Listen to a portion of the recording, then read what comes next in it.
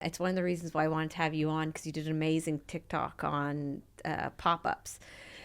And back when I don't know what in the name of God I was thinking, but I was pregnant with twins. It was November of 2022, or say September, leading into Christmas. So I would have been heavily pregnant with twins, wanting to do a pop-up in Dundrum.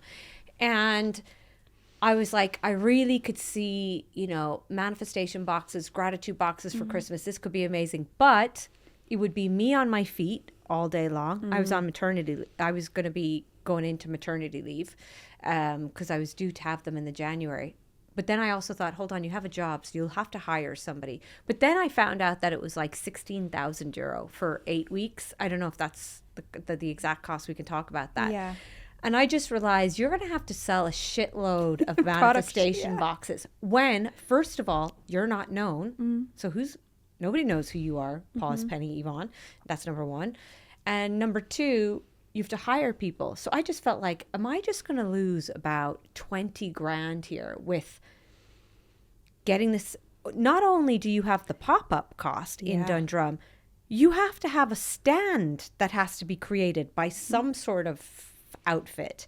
Then you have to pay somebody to be there. Then you have to make sure all the tech works and your payment card works. And then, and your insurance, just add that. You have to pay insurance? You have public liability. Oh my God. But does not Dundrum not cover that? No? Well, I think they have their own, but you need to have your own public liability. Yeah.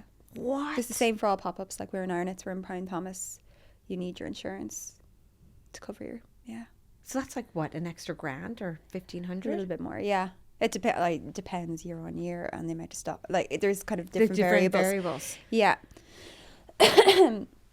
But yeah, it's an expensive activity. And I guess that's where it comes your naivety at the start. Like, I mean, not your naivety, my naivety at the start was like, we're just gonna make it happen. It's either gonna be sink or swim. Yeah. Yeah. And I just said, like, let's just book it. We need to, if I'm going full time, it needs to hit the ground running. We need to make sales this year or I'm back working next year.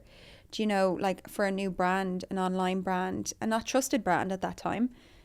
Yeah. Like I said, if we had a store in Dundrum, people could come see the product.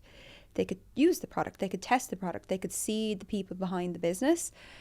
I was like, that's what we need, because the online space, it's so saturated with copycats, with bad products, with all those other things, that scams that people don't trust. So that was another thing. I was like, I need to build confidence in the product. That's why we picked to do a pop-up.